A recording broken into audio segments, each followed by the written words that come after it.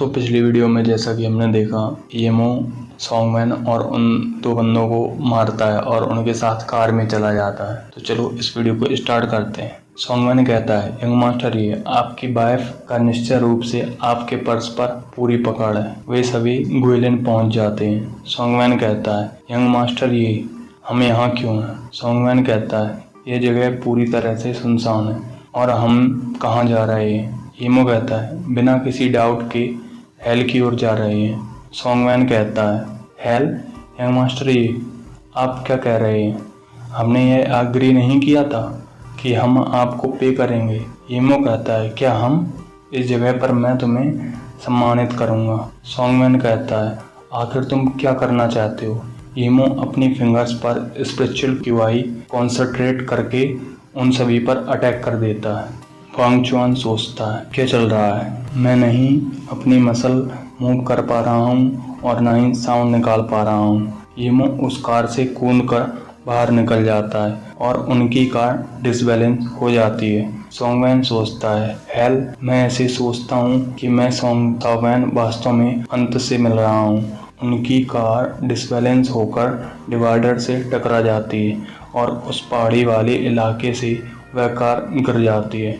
EMO कहता है, तुम्हारी यात्रा का अंत हुआ और उस इलाके पर एक विस्फोट होता है। अगली सुबह का सीन दिखाया जाता है। निंग कहती है, ईएमओ आज के ब्रेकफास्ट के लिए क्या है? उसने ब्रेकफास्ट नहीं बनाया जस्ट बिकॉज मेरा लास्ट दिन था तो उसने ब्रेकफास्ट बनाना स्किप कर दिया। वह कम से कम अंत तक यह प्ले कर सकता था। निंग का फ़ोन रिंग होता है। निंग कॉल उठाकर कहती है, ली मम्मी। उस तरफ से आवाज़ आती है, निंग किंगसू, मेरे पास तुम्हारे लिए एक अमेजिंग न्यूज़ है।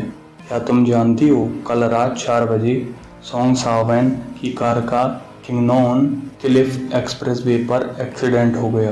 कार में सवार सॉन्गसावन और उसके साथ 2 गुंडे मृत डिक्लेयर घोषित कर दिए गए। तुम फाइनली आसानी से रेस्ट कर सकती हो। अब कोई भी तुम्हारे पास नहीं मर आएगा। निंग कहती है, यह एक अफवाह होगी। उसकी अचानक मौत हो जाना बहुत हद तक कोइंसिडेंस है। वैसे तुम्हें यह जानकारी कहाँ से मिली? लीमू कहती है, अफवाह नहीं है, मैंने तुम्हें वीचैट पर इसका स्क्रीनशॉट भेजा है। तुम खुद उस पर नजर डालो। मैं निंगाई की ओर जा रही हूँ। दोपहर में तुमसे मिलूंगी। तुम्हारे पेरेंट्स पहले से ही उजाओ में हैं, इसलिए हम उनसे वहाँ मिलेंगे। निंग वीचैट ऑन कर देखती है और सरप्राइज होते हुए कहती है, यह वास्तव में सच है। क्या चल रहा है? निंग कहती है, यह बहुत अचानक हुआ, लेकिन अब वह सॉन्गसावन मर चुका है। सॉन्ग फैमिली निश्चित रूप से इन्वेस्टिगेशन के मामले में व्यस्त होगी, इसलिए उन्हें कुछ समय के लिए हमें परेशान नहीं करना चाहिए। वैसे भी वह कमीना मौत से भी बुरे का हकदार था। इस दुनिया में वास्तव में जस्टिस है। निंग जाकर खाना लाती है और खाना खाते हुए कहती है, इसका टेस्ट बेकार है। इससे अच्छा तो ईएमओ का खाना होता है। पहले से ही दोपहर है। ईएमओ इस अर्थ पर कहाँ है? वह ज़्यादा समय तक ग्रोसरी पर नहीं रहता है। वैसे मैं उसके बारे में इतना फिक्र क्यों कर रही हूँ? ऐसा नहीं है, उस आदमी के ठिकाने से मुझे क्या मतलब? अरे मैंने कभी भी उससे यह नहीं पूछा कि वह हर रात कहाँ सोने जाता है। मेरे जाने से पहले मुझे यह पता करना होगा। निंग अपने फ्लैट से बाहर निकलकर गैलरी में आती है और कहती है, हेलो, क्या यहाँ कोई है? वह कॉरिडोर से जाकर सर्विलेंस रूम में चली जाती है। निंग कहती है, अरे यहाँ कोई नहीं है। वह लास्ट मंथ की फुटेज रिट्रीव करने लगती है। चलो देखते हैं ईएमओ हर रात कहाँ जाता है। वह देखती है और सरप्राइज होते हुए कहती है, रूफ? वह हर रात रूफ पर सोता है। उसका दिमाग वियर्ड है, इसमें कोई प्रॉब्लम नहीं। निंग गुस्सा होते हुए कहती है, और क्या, मैंने यह नहीं कहा था कि वह अपार्टमेंट में नहीं सो सकता? बताने की ज़रूरत नहीं है, उसके पास 500,000 है। क्या वह एक होटल का कमरा बुक नहीं कर सकता? यह आदमी कितना छोटा है। ठीक है, देखते हैं वह कल रात कहाँ गया था। उसके लिए अभी तक बाहर रहने के लिए मुझे खेद है। क्या वह सॉन्गसावन नहीं है? यह कल रात का सर्विलेंस फुटेज है। मैंने कभी भी अनुमान नहीं लगाया था कि सॉन्ग सावन ने वास्तव में हमें देखा था। क्या अजीब है, येमो वास्तव में उनके साथ झगड़े में पड़ गया। आखिर में उसे सॉन्ग सावन के कार में क्यों जाना पड़ा। इसके बाद सॉन्ग सावन का एक्सीडेंट हो गया तो उनके बीच क्या हुआ। मुझे मत बताओ कि ये येमो ने किया है। तभी किसी के कदमों की आवाज़ आती है। निंग सोचती है कोई आ रहा है। सबसे पहले मुझे इस फुटेज को डिलीट करना चाहिए। वह फुटेज को डिलीट कर देती है। वॉचमैन आते हुए कहता है, कौन इतनी तेजी से भाग कर गया है। बिल्डिंग के नीचे एक कार आकर रुकती है। लीमू कहती है, किंसु क्या तुम्हारा लगेज तैयार है। निंग कहती है, मैंने कर लिया। ऐसा ही है। मोमोई सॉन्ग सावन और उसके लड़की की कार एक्सीडेंट में मौत के बारे में, क्या उनके साथ और कोई भी था। मोमोई कहती है, नहीं। क्या वे कार में केवल 3 लोग थे। फॉरेंसिक ने उनकी जांच की पुष्टि कर दी है। निंग कहती है, अच्छी बात है। मोमोई कहती है, डिवोर्स के मैटर के लिए येमो कहाँ है। भले ही यह एक फेक मैरिज थी पर हम इन सब के दौरान उसका यूज कर रहे थे। हमें वास्तव में उसे कंपनसेट करना चाहिए। निंग कहती है, कोई ज़रूरत नहीं, मैंने पहले से ही उसे 500,000 दे दी है। हमें उसे कुछ भी नहीं देना है। मोमोई कहती है, 500,000 और तुम्हें वह कहाँ से मिली। निंग यह सुनकर मोमोई की ओर देखती है और कहती है, 500,000 क्या उस कार्ड में नहीं थे जो तुमने मुझे दिए थे। मोमोई हंसते हुए कहती है, अरे वह कार्ड यूजलेस था। जिस दिन से तुमने यांगलिन छोड़ा था उस दिन से वह फ्री है। इसके बाद ही मुझे इसके बारे में पता चला। मैं तुम्हें बताना भूल गई। निंग सरप्राइज होते हुए कहती है, यूजलेस कार्ड, और सोचती है इसका मतलब इतने समय तक मैं उसका मनी यूज कर रही थी। कोई आश्चर्य नहीं है कि वो इतना जनरस नहीं था। इससे समझ आता है। वह जाकर कवर्ड खोलती है और वहाँ से हॉस्पिटल का बिल निकालती है। वह ब्लड डोनेशन का पेपर देखती है। निंग कहती है, येमो। वह पास्ट का सीन सोचती है कि निंग कह रही होती है, येमो तुम्हें बेपरवाह होते हुए अपने डॉक्यूमेंट्स कहीं पर भी नहीं रख देने चाहिए। हम वहीं खाना खाते हैं, तुम्हें यह ध्यान रखना चाहिए। येमो कहता है, अरे मैं उसे स्वयं से रख दूंगा। खाना लगभग तैयार हो चुका है तो जाओ हाथ धुल लो। निंग कहती है, कोई बात नहीं, बस खाना बनाना कंटिन्यू रखो। मैं इसे उस कमरे के ड्रॉवर में रखने में तुम्हारी मदद कर दूंगी। मुझे नहीं लगता कि तुम जैसा कोई पर्सन ब्लड डोनेट करेगा। येमो उस ओर देखता रहता है पर कुछ भी नहीं कहता। प्रेजेंट टाइम पर निंग सोचती है कि मैं हमेशा सोचती थी कि वह एक कैलकुलेटिव मक्खी चूस आदमी है और मैं हमेशा उसे मॉक करती रहती थी, पर पता चला कि मैं अंधी इडियट थी। वह ब्लड डोनेट का पेपर देख रही होती है। मुई मुई कहती है, किंगसू क्या गलत है। निंग सोचती है, मुझे माफ़ कर देना येमो। हमें दूसरी ओर येमो का सीन दिखाया जाता है। येमो जंप करते करते कहीं जा रहा होता है। येमो खुद से कहता है, स्पीड बढ़ाने के लिए क्लाउड शैडो स्टेप का यूज करना ट्रैवल करने का सही तरीका नहीं है। साइन बोर्ड के अनुसार आगे एक स्मॉल सिटी होनी चाहिए। मुझे आगे बढ़कर यह पता लगाना होगा कि मुझे वहाँ रहने के लिए क्या करना होगा। मैं उस प्लेस पर पहुँच गया। पहले मुझे चारों ओर देखना होगा। येमो बस टर्मिनल के सामने खड़ा होता है और अपने आप से कहता है, मैंने ऐसा नहीं सोचा था कि इस जैसी स्मॉल टाउन पर इतना बड़ा बस टर्मिनल होगा, पर मैं बस नहीं ले सकता। यदि मैंने बस ली तो मुझे अपनी आइडेंटिटी बतानी पड़ेगी, तो मुझे समस्या हो सकती है। बस कंडक्टर आकर येमो से कहता है, दोस्त क्या तुम्हें राइड की ज़रूरत है। येमो कहता है, कहाँ जा रही है बस। कंडक्टर कहता है, क्यूआई सिटी, केवल 55 युआन में। क्या इतना तुम्हारे लिए कन्वीनियंट है। येमो सोचता है, केवल 55 युआन, शायद यह एक इलीगल टैक्स सर्विस है। येमो सोचता है, इवन दो मैं सॉन्ग फैमिली के इन्फ्लुएंस से नहीं डरता हूँ, अगर मुझे सिल्वर हार्ट हर्ब का पौधा लगाना है और मेरी कल्टीवेशन पर काम करना है तो मुझे कुछ समय तक सबसे कट ऑफ करना होगा।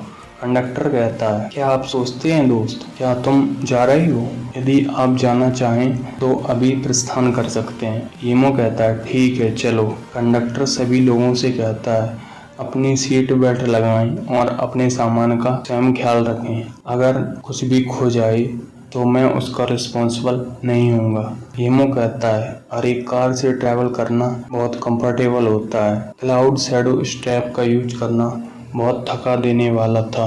तभी उसी बस पर एक सुंदर सी लड़की भी आ जाती है।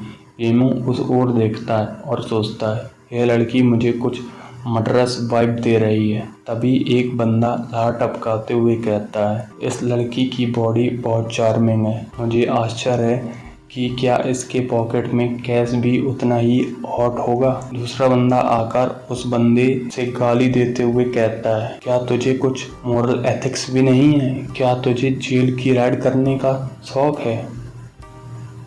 ईमो सोचता है, ये लोग सिर्फ गधे नहीं हैं, ये बहुत बड़े पागल हैं जो इस जैसी लेडी के बेड साइड की ओर जा रहे हैं। बस गुसियांग डेलिंग के पास आ जाती है। तभी वही लड़की कंडक्टर से कहती है, सर आप मुझे यहीं उतार सकते हैं। बस ड्राइवर कहता है, मिस यह गुसियांग डेलिंग है। इस माउंटेन रेंज पर कोई भी नहीं रहता है। इस जगह पर कोई भी सिविलाइजेशन नहीं है। ईमो सोचता है, गुसियांग डेलिंग प्रमुख 3 स्टेट्स हुजोंग, जियानहुई और गुइनान से होकर गुजरती है। इस बात को ध्यान में रखकर कि मेरे पास कोई भी आइडेंटिटी कार्ड नहीं है, मुझे गुइनान जाने के लिए एक इल्लीगल सर्विस से दूसरे सर्विस पर स्विच होना होगा। वास्तव में इससे अच्छा मुझे माउंटेन से होते हुए पैदल जाना चाहिए, अपने आप को ट्रेन करने जाना चाहिए। बस ड्राइवर कहता है, मिस आप जैसी गर्ल इस सुनसान जगह पर उतरने के बाद क्या करेगी? बड़ी बहन, मैंने सुना है यहाँ वाइल्ड मैन है। कोई कह रहा होता है यह गर्ल वाइल्ड मैन की तलाश में है। ईमो कहता है, सर मैं भी यहीं उतरना चाहता हूँ। मेरा एक दोस्त है जो मुझे लेने आ रहा है, उसकी कार इसी एरिया में है। बस ड्राइवर कहता है, सही है, यदि तुम्हें यहीं उतरना है तो तुम्हें कुछ हो जाता है तो यहाँ ढूंढते मत आना। ड्राइवर कहता है, जब आप उतरें तो अपनी स्टेप्स पर ध्यान दें। 2 ठरकी भी कहते हैं, सर डोर बंद मत करो, हम भी यहीं उतरना चाहते हैं। ड्राइवर कहता है, ठीक है, और मन ही मन सोचता है, ये दोनों लोग ट्रबलसम लगते हैं। यह और भी अच्छा होगा कि ये गर्ल ये सब कुछ गैस कर ले। बस उन सभी को उतारकर अपनी डेस्टिनेशन की ओर बढ़ जाती है।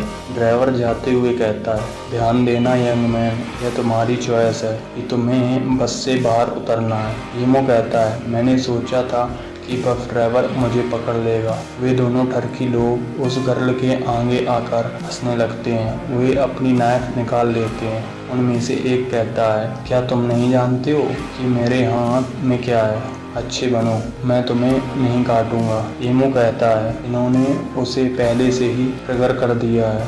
दूसरा बंदा कहता है, तुम कहाँ देख रहे हो? यदि तुम जीवित रहना चाहते हो तो तुम अपना पूरा मनी यहीं छोड़ सकते हो, लेकिन हम तुम्हें जाने देंगे। ईमो कहता है, मैं जा रहा हूँ, तुम जारी रखो। वह लड़की ईमो से कहती है, 1 मिनट रुको। ईमो कहता है, क्या है? वह लड़की कहती है, किड मुझे तुम्हारी ज़रूरत है। ईमो कहता है, मैं फाइट करना नहीं रहा। वह लड़की कहती है, क्या इस आदमी का दिमाग ठीक है? वे दोनों लड़की कहते हैं, तुम दोनों हम यहाँ लुटेरे हैं, हमारे साथ ऐसा व्यवहार तुम पर भारी पड़ेगा। ईमो पलटकर उस लड़की की ओर देखता है। वह लड़की कहती है, बच्चे मैं तुमसे मेरे लिए लड़ने के लिए नहीं कह रही थी, मैं बस तुम्हारी मदद चाहती थी।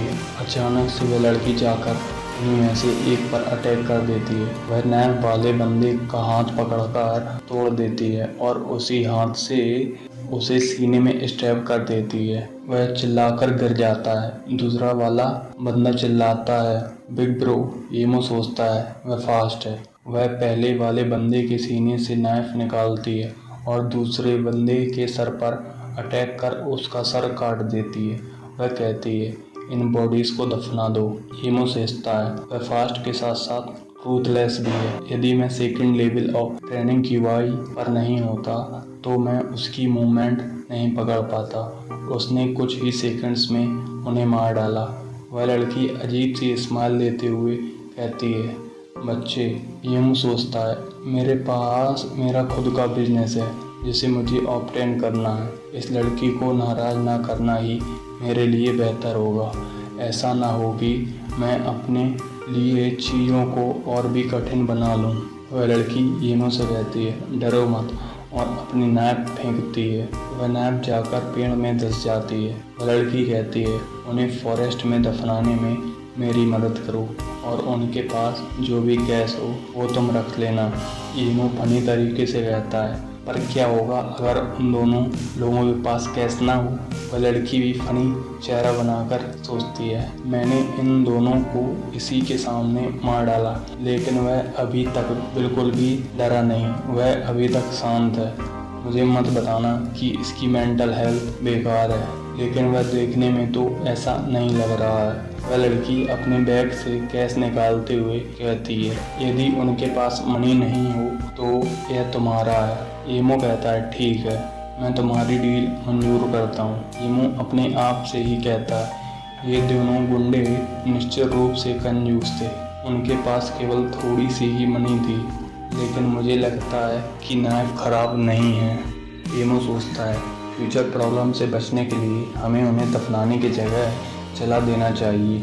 और ईमो अपनी स्पिरिचुअल पावर से आग लगाकर उन्हें जला देता है। ईमो उनको जलते हुए देखता है और अपने आप से कहता है, वे जलने के बाद भी इंसान जैसे दिख रहे हैं। यदि मैं third level of training QI पर होता तो मेरी फायर बॉल टेक्निक उन्हें जलाकर राख कर देती। मुझे उन्हें दफनाने की ज़रूरत नहीं होती। ईमो जली हुई बॉडीज़ को दफना देता है और कहता है, चलो ये ग्राउंड लेवल पर हो गया है, अब यह कोई नहीं कह सकता कि यहाँ पर कुछ दफनाया गया होगा। ईमो का ध्यान दूसरी ओर जाता है। वह सोचता है, वह वुमन अभी भी क्यों भटक रही है? क्या वह मेरे लिए वेट कर रही है?